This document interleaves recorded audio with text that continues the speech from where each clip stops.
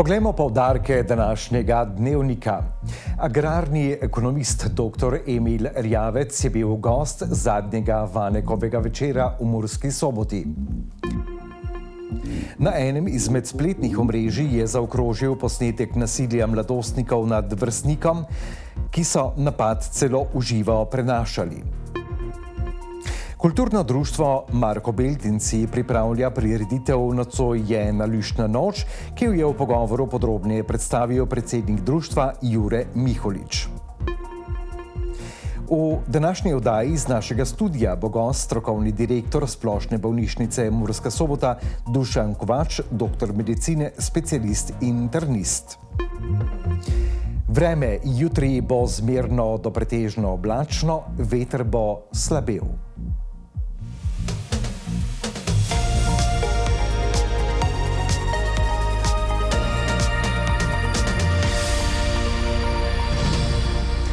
Cenjene gledalke in gledalci, lepo pozdravljeni ob spremljanju Pomurskega dnevnika.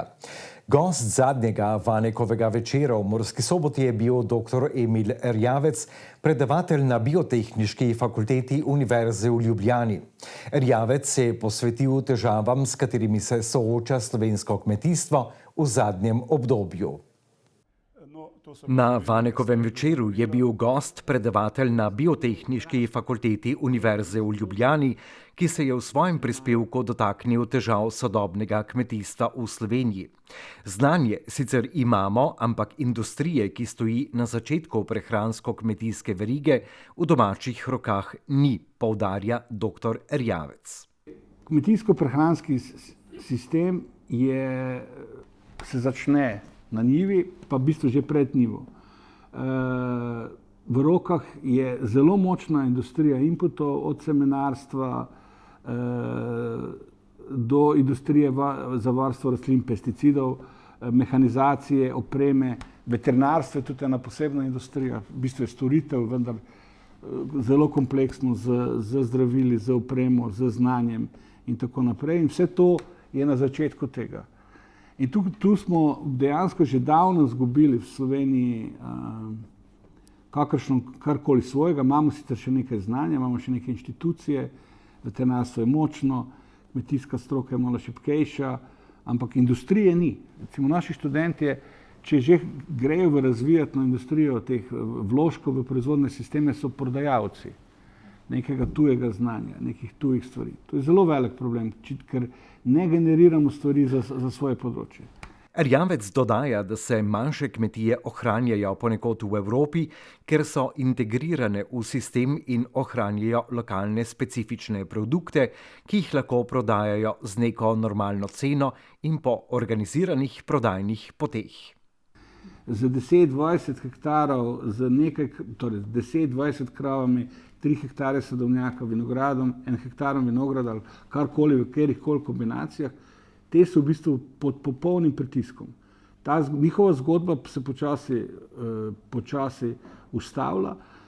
Ostaja v Evropi tam, kjer se je ta del kmetijstva integriral v neke delujoče kmetijske sisteme, kjer je proizvajal nekaj, kar je lokalno, značilnega, specifičnega, kjer je nek proizvod, ki ima svoje ime, prepoznavnost, lahko doseže višjo ceno, preko zadrug, ki so organizirane, in do trgovskih sistemov, ki poskušajo to naprej prodajati. To vidite v Italiji, vidite v Španiji, vidite v Avstriji in tako naprej.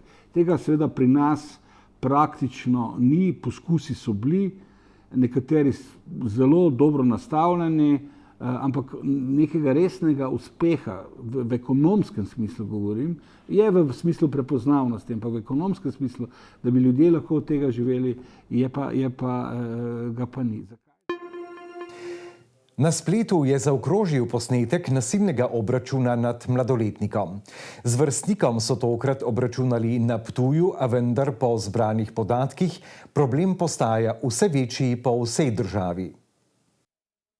28. februar letos, Jadranska ulica na Ptuju. Manjša skupina fantov in deklet okoli 18. ure obračuna s svojim vrstnikom. Prisilijo ga, da poklekne na kolena. Stani se, kam te bincno bilo. Skupina nasilnežev, katere vodja se nedvoumno izkaže na posnetkih, mu začne izmenično zadajati udarce in brce. Kaj se fličaš?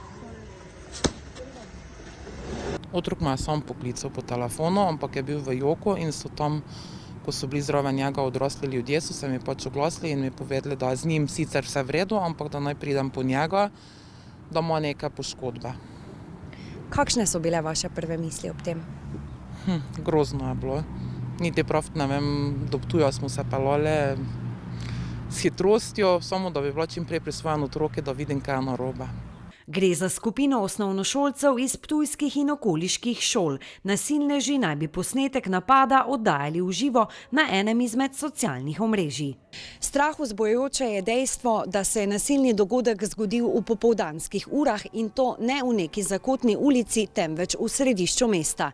Nasilneži so se nad nemočnim najstnikom znesli vedoč, da jih lahko tudi pri tem dejanju kdo ujame. Žrtev je takoj po dogodku pomoč poiskala v urgentnem centru na Ptuju. Ker so ga še napotili na CT, pa čez noč je mogel ostati na opazovanju. Hvala Bogu, nekih hujših poškodb ni pri tem utrpel. Ne. Kot kaže, je žrtev iste skupine nasilnežev še več. Kmalu po objavi prvega posnetka je po spletu že zaokrožil nov s podobnim obračunavanjem. Policisti policijske postaje Ptuj po dosedanjem preverjanju seznanjeni z obstojem 2 posnetkov nasilnih ravnanj mladih in v zvezi s tem preiskujejo sume storitve kaznivega dejanja nasilništva in neupravičenega slikovnega snemanja. Šele po objavi posnetka na družbenih omrežjih so se s primerom seznanili tudi na Ptujskem centru za socialno delo. Bomo povabili mladostnike in njihove starše, opravili pogovore, poskušali z njimi soraziskovati, kaj se je v dotičnem primeru dogajalo, tudi sicer, kaj mladostniki doživljajo, kako obliko pomoči potrebujejo. Razlogi za nasilje med mladimi so različni, od želje po dominanci, vpliva vzgoje in družinskega okolja do dokazovanja pred vrstniki. Kako pa je vaš sin to vse skupaj sprejel? Moram reči, da me je presenetilo, da je tako odraslo odreagiral na vse skupaj. Se je pa znašel v bistvu ob nepravem času? Ja, ob nepravem času, na nepravem mestu. Otroci, najstniki ob 6. uri popoldan so lahko na Ptuju, oziroma kjekole. Ampak pač... Niso pa se v bistvu oni poznali, da bi bila kakšna zamera iz šole ali karkoli? Ne. Tako da bi se to lahko zgodilo praktično vsak? Kjerem okolje, ja. Pač je moj sin prišel na to mesto.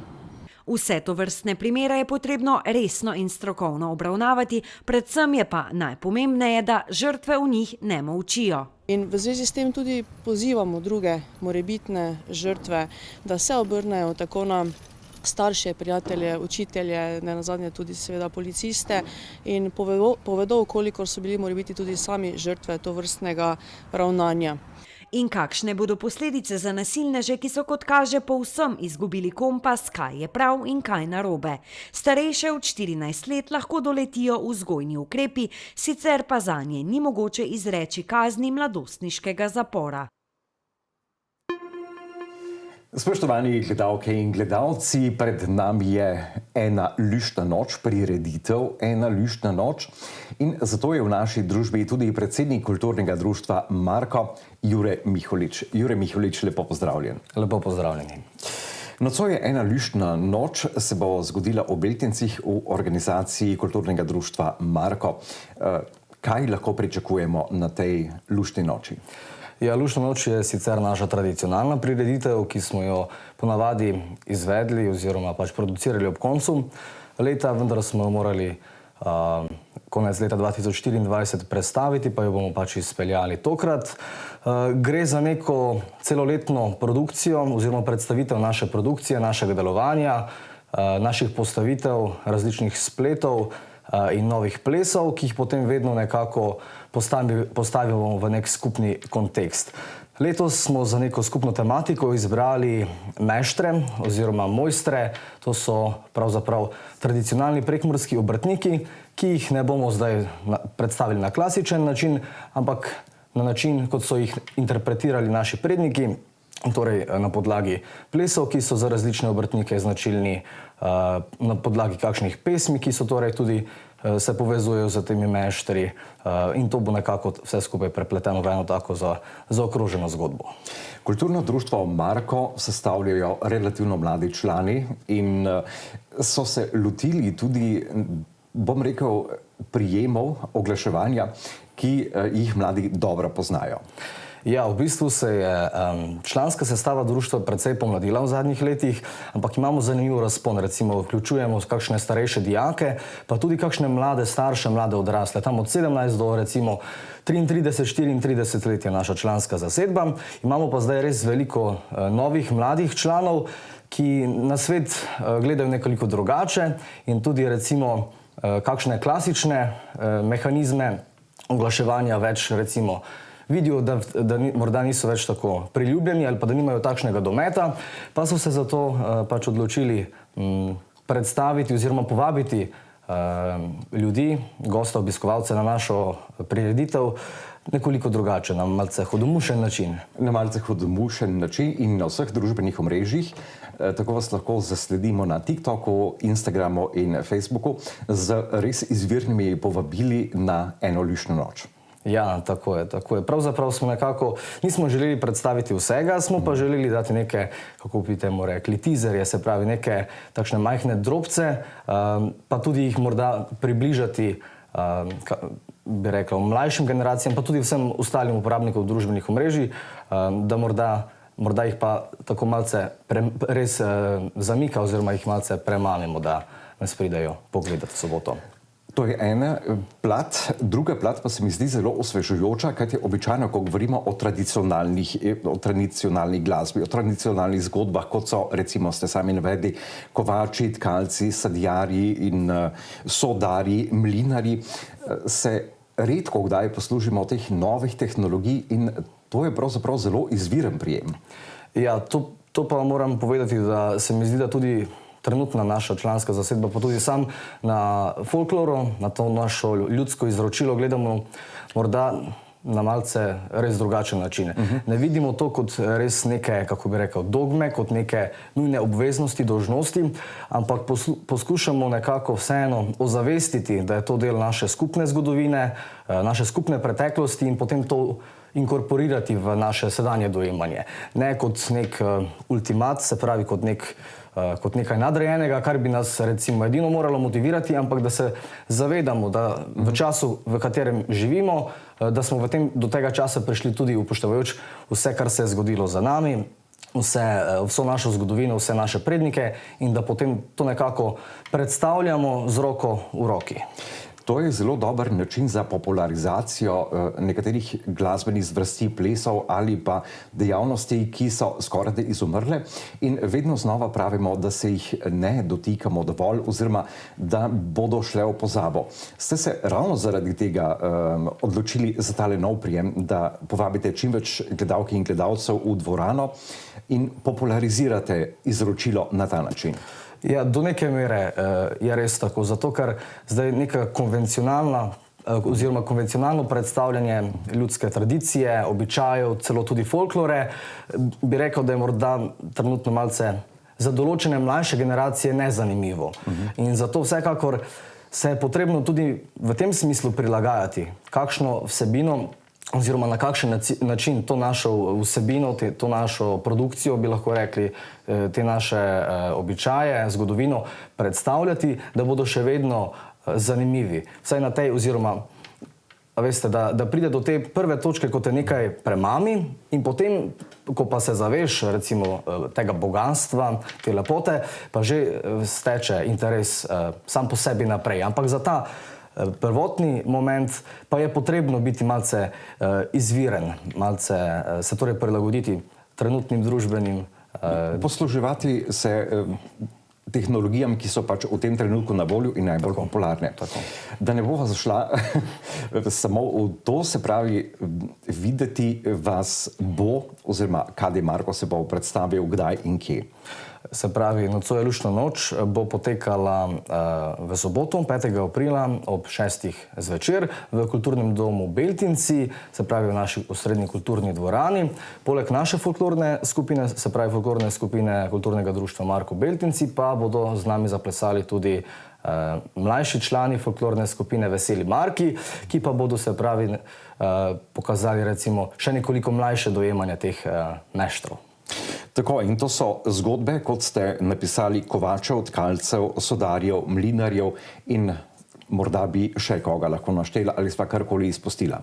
Ja, med drugim bomo predstavili tudi lončarja, recimo sodarja, kovača smo že omenila, ampak bo recimo vsak predstavljen na ta nek način, kot so ga tedaj dojemali, pa morda naj bo to hudomušno, naj bo to malce resno, morda bo kateri izmed teh meštrov predstavljen kot neka arogantna figura, ampak to so vse neke karakteristike, ki so pač dejansko pripadale tem meštrom.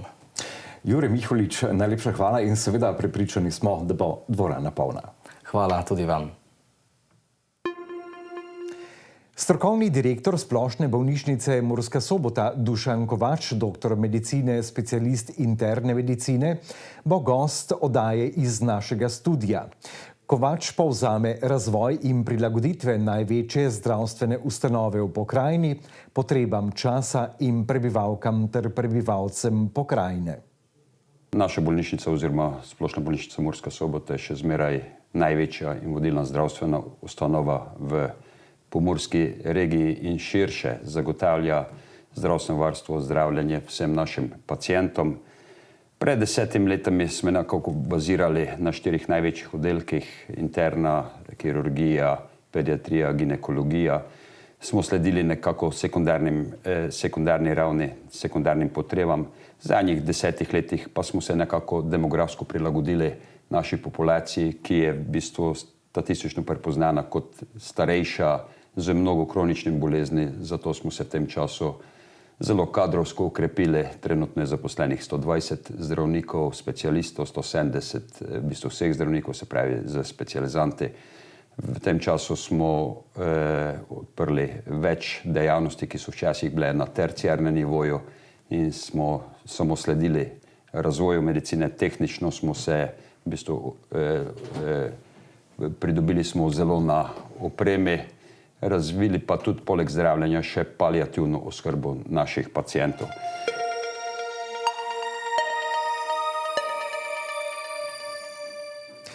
Vremenoslovci napovedujejo zmerno do pretežno oblačno vreme, veter pa naj bi oslabel. Današnje jutro je bilo oblačno in vetrovno. Opoldne so namerili v Murski Soboti in Radencih 8, v Lendavi 9 in v Ukrajinskem parku Goričko 10 stopinj Celzija. Jutri bo zmerno do pretežno oblačno, veter bo čez dan počasi slabel.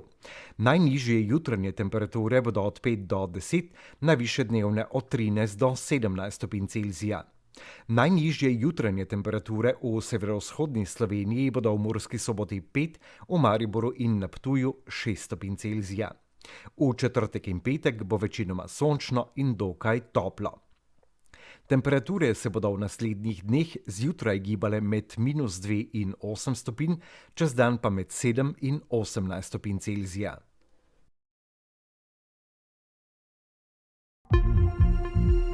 Spoštovane gledalke in gledalci, to je bilo vse, kar smo za vas pripravili v današnjem Pomurskem dnevniku. Hvala za vašo pozornost, z vami pa bomo znova jutri ob 18. na televiziji Ideja.